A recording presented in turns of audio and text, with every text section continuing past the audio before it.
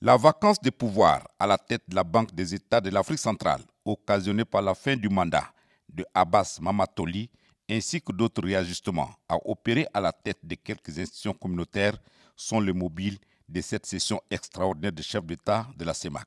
Le président Faustin Archange Touadéra, président en exercice de la CEMAC, qui a présenté le décor de la rencontre, a énuméré les points essentiels à débattre qui portent sur les nominations au poste de gouverneur et du directeur général de la Banque centrale et du secrétaire général de la COBAC, Commission bancaire de l'Afrique centrale. Mais d'abord, la parole a été donnée au gouverneur sortant, Abbas Mamatoli, pour présentation de son rapport. C'est dans un contexte très difficile, caractérisé par la récession économique, notamment la chute du cours des matières premières, l'insécurité dans la sous-région, la Covid-19 et la guerre russo-ukrainienne, que s'est déroulé le mandat. Mais Abbas Mamatoli, grâce au soutien multiforme des chefs d'État de la communauté, a su insuffler une dynamique économique réconfortante dans la zone CEMAC. C'est un bilan exhaustif énumérant les réalisations, les réformes structurelles ainsi que les défis qui se posent à la dynamique de l'institution que Abbas Mamatoli a étalée. Les chefs d'État ont pris acte de son rapport et l'ont félicité pour le travail abattu pour le bien de la communauté.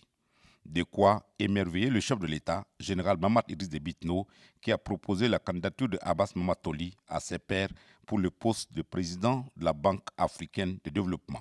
Au regard de ses compétences et des résultats plus qu'élogieux qu'il laisse derrière lui à la BAC, la conférence des chefs d'État l'a adoubé pour être le candidat de la CEMAC à ce poste.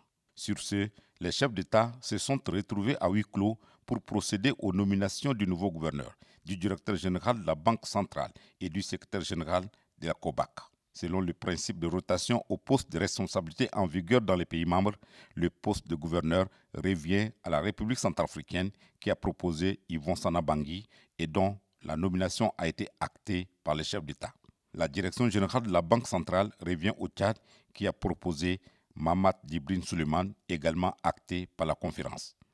La nomination du secrétaire général de la COBAC n'a pas requis l'approbation de toute la conférence. Aussi a-t-elle décidé d'ici ce soir en recommandant au président de la COBAC de lui présenter dans un meilleur délai un rapport motivé et détaillé pour décision.